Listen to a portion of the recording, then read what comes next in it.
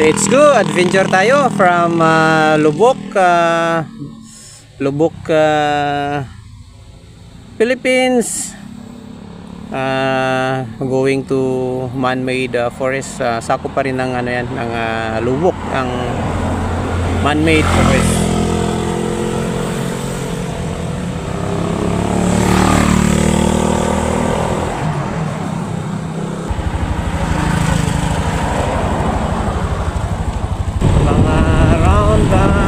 Meters 1 feet pares.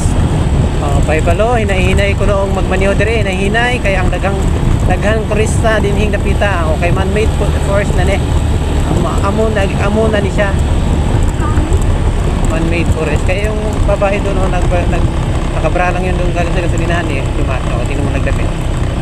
Wow, man-made forest. Dito muna tayo.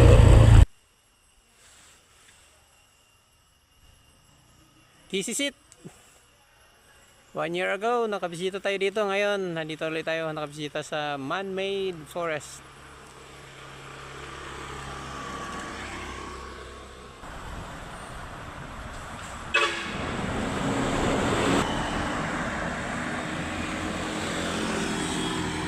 Napakagandang pagmasdan ng ating kalikasan na akala mo'y gawa ng tao pero gawa ng kalikasan yan. Yan ang tinatawag na man-made forest. Kumbaga tanim ng tao pero ang kalikasan na nagpo-form dyan kung paano naging ganyan yan, na nagiging parang arko. Ito ng Lubok, Bohol, Philippines. Naglalaki ang mga puno. Itong katabi ko. Itong lugar na ito ay protektado ng ng gobyerno. Ito yung mga pinagpupuntahan na talaga ng mga turista, klaseng mga turista ang pumupunta dito.